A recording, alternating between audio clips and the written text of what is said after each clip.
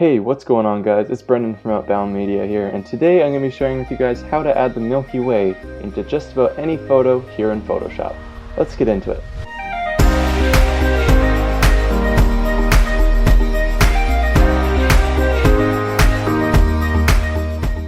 So first thing we're going to do is we're going to open up our image. Once our image is open, we're going to click on our background layer, and we're just going to duplicate it by pressing Command and J. So since we want to get rid of the sky and we want to be adding in stars instead, what we're going to do to cut that out really simply and quickly is we're going to go up to our channels and we're just going to go through and we're going to try to find the channel that has the most contrast between the foreground and the sky. Going through these, the red channel looks like it's the best option for this image. It might be a little bit different for your photo, but just go through and figure that out for yourself. Regardless of what color channel it is, it's still the same steps. So I'm going to grab my red channel, or you grab whatever channel works for you in this case, and I'm just going to drag it down and duplicate it by dragging it down to here. Now I'll have a red copy. With my red copy selected, I'm going to press Command and L, which will bring up my levels. So I'm just going to drag up this slider until my foreground is pretty much black. And then I'm going to do the opposite and bring in the other slider until the sky is just about white. So what I'm doing here is I'm essentially making it easier for Photoshop to recognize what I want to keep and what I don't want to keep. To make a selection, we're going to hold the Command key and we're going to click on the image of our red copy. So now, as you can see, we got these marching ants all around our image. So now we can go back to our layers, and with our duplicated layer or fresh layer selected, we are just going to click our layer mask icon. And now we have that selection on our layer mask. So if we turn off our background, you'll see that it's actually the opposite of what we wanted. That's no big deal. So what we can do with our layer mask selected, we can press Command I to invert. Now we have the selection of what we want to see. As you might notice, there is a few bits that it seemed to select out that we wanted to keep. That's not a big deal either. What we can do, we can hold Alt and click our layer mask. And now this looks really complicated, but all we're looking at is our layer mask. Anything that is white is 100% visible, while the opposite is true, and black is 100% transparent. Anything in between, any shades of gray, is sort of like a middle of the road, sort of transparent, sort of not. But you get the idea. So what we're going to do, we're going to fill in all the bits that our selection missed. Get in our brush tool and make sure we have white selected, so changing our foreground color to white. And we can just paint over all the areas that we see that aren't completely white. So you can go through and do this relatively quickly, maybe even zoom in just to double check you got everything. I would recommend using a hard brush for this, as a soft brush might leak over the edges a little bit and you want to keep it all contained and a little bit more exact.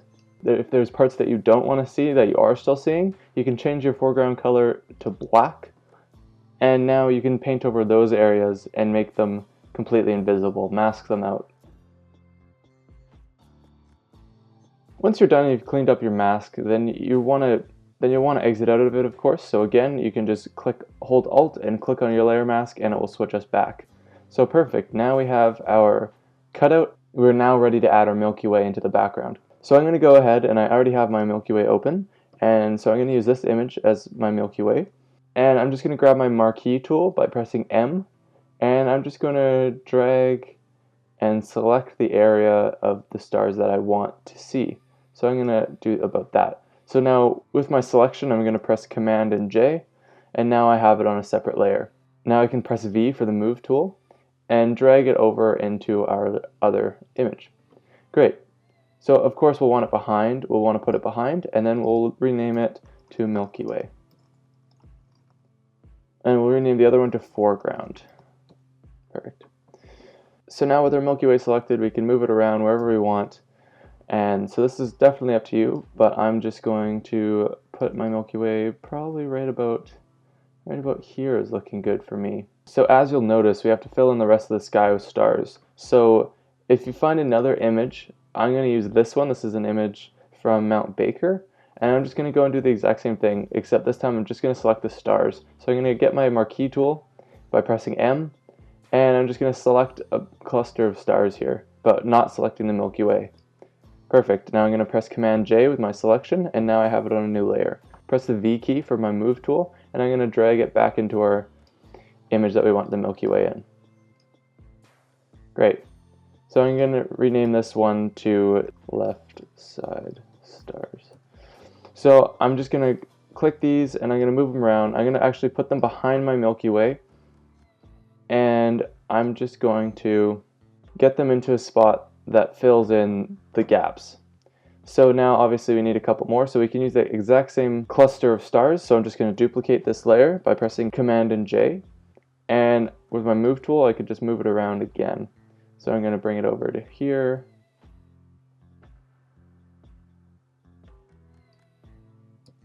And I'm going to duplicate it one more time by pressing Command J, and I'm going to fill in that last little bit.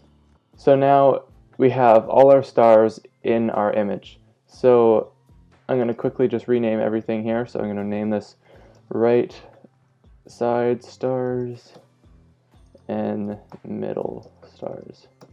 So since there is quite a few separate images in our sky, it's important to keep track of them. So renaming them to their specific positions in the image will help you when you need to go back and fix anything.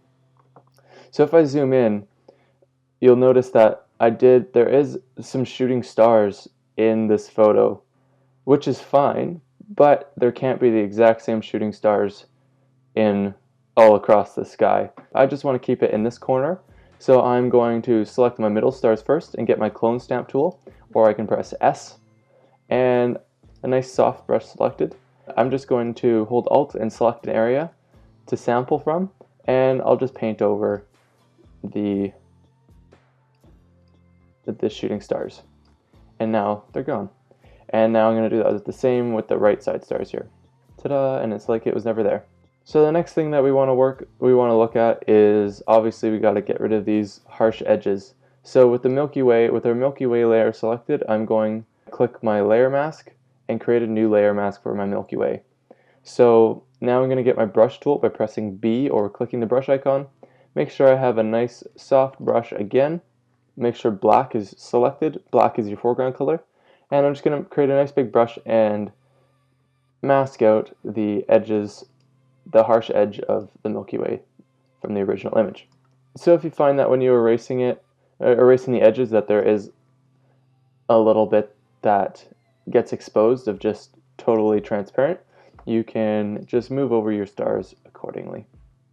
Great. So now that we took out the harsh edges of our Milky Way, you want to make sure that the side stars don't have any harsh edges as well. So for example, this one has quite a harsh edge, as you can see right here. So I'm going to go to my right side star, since that's the one that's creating the harsh edge. I'm going to create a layer mask on that one as well. Press B for my brush tool, make sure a soft brush in black is selected, and I'm just going to erase that harsh edge again. And now it all flows evenly through our photo. So now that we have all of our stars in place, I'm just going to select all of them by holding Shift and clicking all of them, and I'm just going to group them by pressing Command and G to group. So now all of my stars are in one single folder. I'm going to rename this to Stars. Perfect. The next thing you've probably noticed is that our Milky Way doesn't quite blend in to the rest of our stars. With our Milky Way layer selected, we can grab our color balance and create a clipping mask by pressing this. What a clipping mask does is any adjustments we make to this color balance will only affect the layer it is clipped to, aka the Milky Way in this case. You can tell it's clipped by this little arrow right here. So since it's a little bit more blue, I'm going to want to add a little bit of blue and maybe a bit of cyan.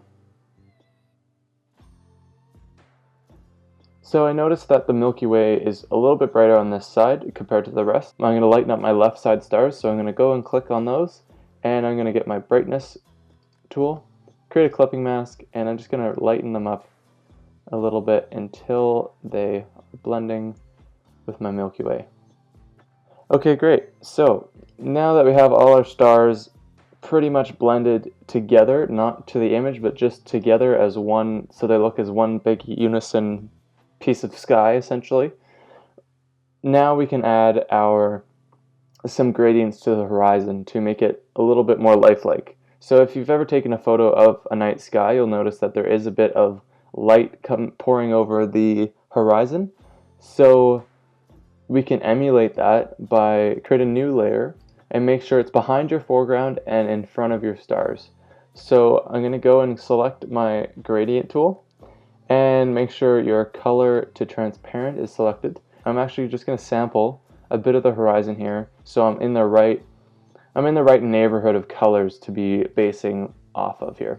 Be selecting a light blue to start. Make sure you have your linear gradient selected, and I'm just going to hold shift and drag up. Perfect. Now create a new layer, make it a little bit lighter, and I'm going to hold shift, drag up, but a little bit less. Great. And now I'm going to create one last layer, fully white, and I'm going to hold shift and drag up a little bit higher than all of them.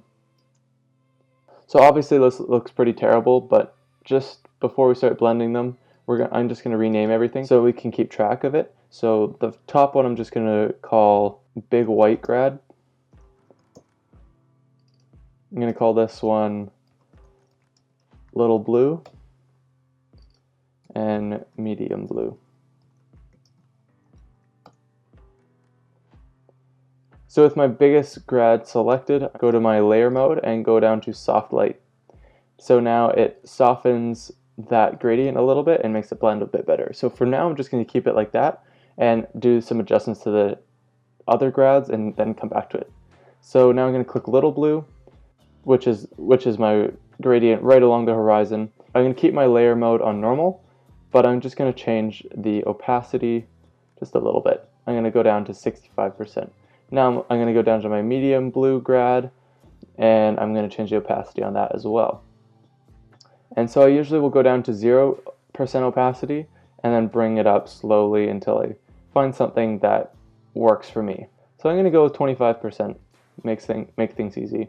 So now I'm also going to go ahead and select all of my grad layers, and I'm going to press Command G to group all of them, and I'm just going to name these Horizon grads. It's important that you keep your layers nice and organized, because otherwise you won't be able to figure out how to adjust something. So it's important just to keep track of it, and grouping them is a really good way to do that. Now we have added in our sky. We are just about done.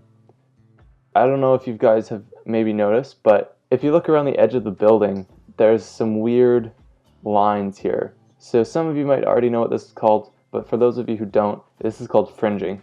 So essentially what fringing is it's just a little bit of leftovers from the image that it was just cut out of. So this is just a bit of leftovers from the sky, a bit of color from the sky, and that's all that is. It's really easy to get rid of.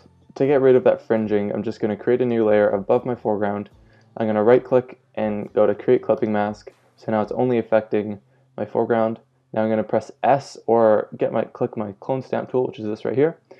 And I'm going to make sure everything's 100%, and I'm just going to go make sure my sample is current and below. So I'm going to make sure I have a soft brush selected, and I'm going to hold Alt to sample an area I want to paint from, and I'm just going to click or paint over the edges where that fringing is occurring. So you want to sample an area that's similar to where what the edge would look like. So then everything maintains continuity. So you don't have to worry about going over the edge or anything like that, because since it is clipped to our foreground layer, that means that we can only paint on that layer. So in this case, the layer ends where the edge of this building is because of the layer mask. So now we have added in our Milky Way, and we have blended all of our stars together. So now we can go ahead and we can start working on our image as a whole. So when you're doing stuff like this, you want to work at it in parts. What we just worked on together is we just created the Milky Way. Now that we've pretty much created the image, you can consider this like our straight out of camera image, and now we can begin editing this photo. So this is how this image ended up turning out after I finished editing it. So what we learned in this tutorial is how to easily mask out our sky Then we learned how to bring in our Milky Way and add other stars. After that, we learned how to add gradient filters into our horizon to make everything blend a little bit nicer. And then we finally learned how to get rid of fringing with our clone stamp tool. Again, my name is Brendan from Outbound Media. If you want to see more of my work, visit my website, outboundmedia.net. If you're more of an Instagram kind of person, find me on Instagram @BurnWills. Hope to see you back here next Wednesday for another new Photoshop tutorial. See you then.